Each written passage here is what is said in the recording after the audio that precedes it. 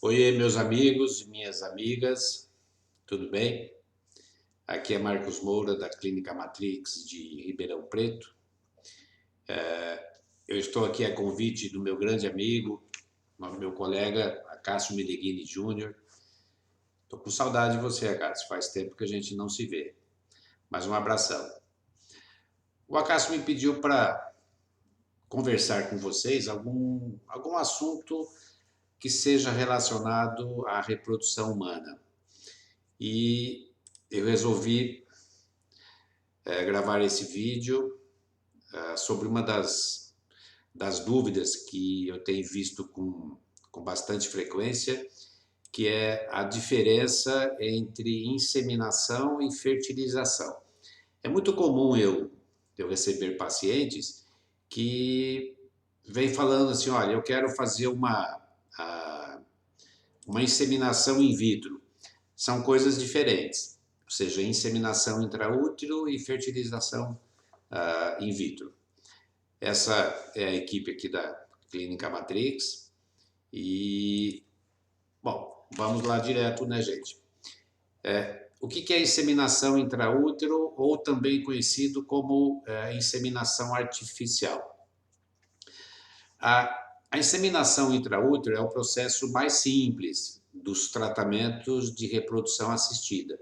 Ela é até mesmo chamada de procedimento de baixa complexidade. Na inseminação intraútero, o que se faz é você simular o que acontece naturalmente, ou seja, naturalmente a mulher menstrua, ela começa a ter lá nos seus ovários folículos produzindo hormônios, esse folículo cresce, acontece a ovulação e no momento da ovulação ela tem relações sexuais e os espermatozoides, eles adentram ao útero, trompas e fertilizam o óvulo. Então, na inseminação intraútero, o que basicamente se faz é exatamente a gente simula, a gente aproveita o que naturalmente acontece. A inseminação intraútero é um método mais simples e que geralmente é um tipo de tratamento que é reservado para casais que não conseguem uma gestação naturalmente, depois de habitualmente abaixo, quando a mulher tem menos do que 35 anos, se ela não conseguir uma gestação naturalmente depois de um ano, há necessidade de tratamento de reprodução assistida, e um deles é a inseminação intraútero. Então, ela é indicada quando nós temos mulheres que fazem indução de ovulação para engravidar e não conseguem a gestação, quando há algum questionamento em relação à relação sexual, por exemplo, o marido viaja e no período fértil ele não vai estar ali presente, consequentemente a mulher não vai engravidar.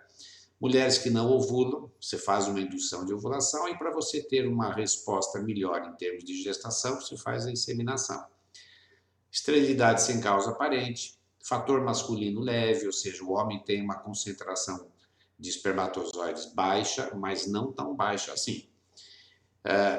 Quando você vai fazer a inseminação intraútero, você faz uma seleção dos melhores espermatozoides do sêmen.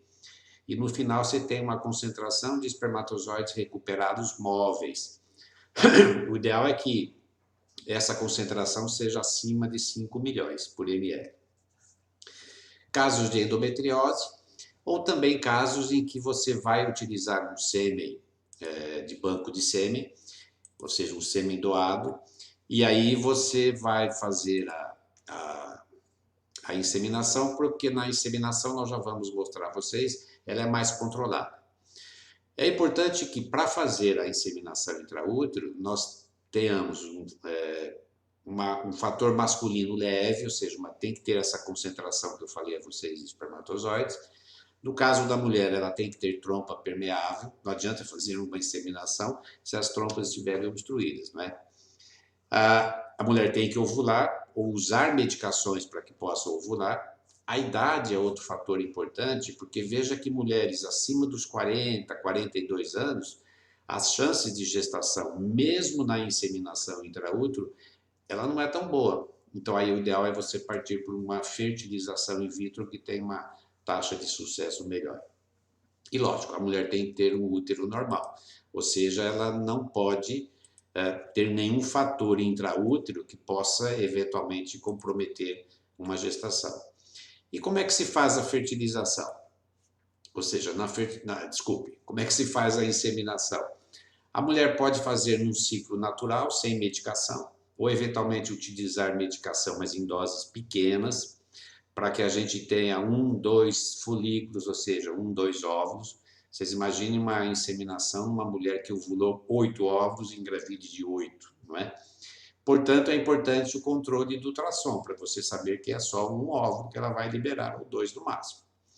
A necessidade da abstinência sexual do parceiro alguns dias antes da inseminação, e mesmo quando você tem as melhores condições de sucesso, a taxa de resultado na inseminação intraútero, ela é próxima à taxa de sucesso da gestação natural, que é mais ou menos próximo de 20%. Então, não é uma probabilidade de sucesso muito elevada, mas é uma probabilidade que vai acontecer, tá certo? Então, é algo que vale a pena, sim, você fazer. Já a fertilização in vitro é diferente. Ou seja, eu digo o que o próprio nome diz, gente. Fertilização é o encontro do óvulo com o espermatozoide. Então, esse encontro do óvulo com o espermatozoide, ele vai ser feito fora do útero da mulher. Então, ela é in vitro. Diferente da fertilização in vivo, que é o que acontece quando a mulher tem relação sexual, ovula e engravida. Basicamente, existem dois tipos de fertilização in vitro. A convencional, que foi a primeira que foi feita, você colhe os óvulos da mulher, coloca numa placa, como vocês estão vendo aí, junto com espermatozoides. E a fertilização vai acontecer naturalmente aí na placa. Ou a ICSI, que é a injeção intracitoplasmática de espermatozoides, onde você pega o espermatozoide e coloca dentro do óvulo, ou seja, você provoca, você faz a fertilização, você coloca o espermatozoide dentro do óvulo. Quando é que nós fazemos a fertilização in vitro? Quando a mulher tem trompa obstruída, casos de fatores masculino grave, aquilo que eu falei a vocês anteriormente na inseminação, ou seja, quando a concentração dos espermatozoides é pequena. Quando a mulher fez inseminação intraútero e não teve sucesso, então vamos partir para um método de melhores resultados. A mulher que tem pouco óvulos, a baixa reserva ovariana, mulheres com uma endometriose grave que possa afetar a fertilização natural, a idade, aquilo que eu falei a vocês, e em caso também de sêmen doado ou congelado. A Então regra é você quer seguida partir logo para na. um tratamento que vai oferecer uma probabilidade de sucesso maior. Então, nesse caso, você pode fazer a fertilização in vitro. Como é que ela é feita do ponto de vista de tratamento em si? Então, são utilizadas medicações, só que diferente da inseminação intraútero, na fertilização in vitro, nós queremos que a mulher tenha bastante óvulos, então a quantidade de medicação é maior. E aí os ovários ficam bem estimulados. E, lógico, é imperativo o ultrassom. Você acompanhar esse crescimento, porque pode ter um crescimento exagerado. Como consequência, a mulher tem distensão abdominal, uma sensação de desconforto, edema, porque esses folículos produzem hormônios que retêm líquidos, desconforto e, logicamente, uma hiperestimulação, mas é uma hiperestimulação controlada, ou seja, nós não vamos deixar a mulher ter uma quantidade exagerada de óvulos, tá? Porque aí complica para a mulher. É feita a coleta dos óvulos, então depois de 8 a 10 dias de medicações já está na hora de você colher os óvulos. A coleta é feita com ultrassom transvaginal, você coloca essa agulhinha aí no transdutor e você vai pelo fundo vaginal fazer essa coleta. É um procedimento que é feita com sedação, então a mulher não sente dor nenhuma. Posteriormente, esses óvulos eles vão para o laboratório e lá serão identificados. Quando você colhe o óvulo, ele vem cheio de célula, que é o chamado complexo cúmulos óvulos. Posteriormente, ele é limpo, e aí a gente tem esses óvulos bonitinhos aí. esses óvulos são classificados. E ou é feita a convencional ou a ICSI.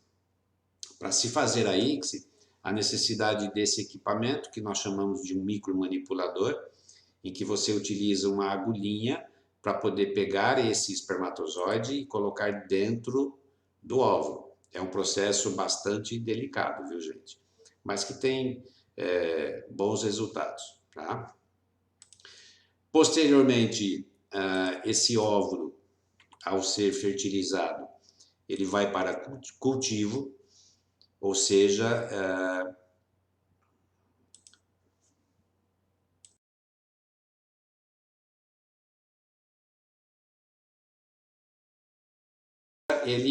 esse óvulo, agora já fertilizado, ele vai para a incubadora, essa é uma incubadora, onde aí nós vamos verificar o crescimento desses embriões.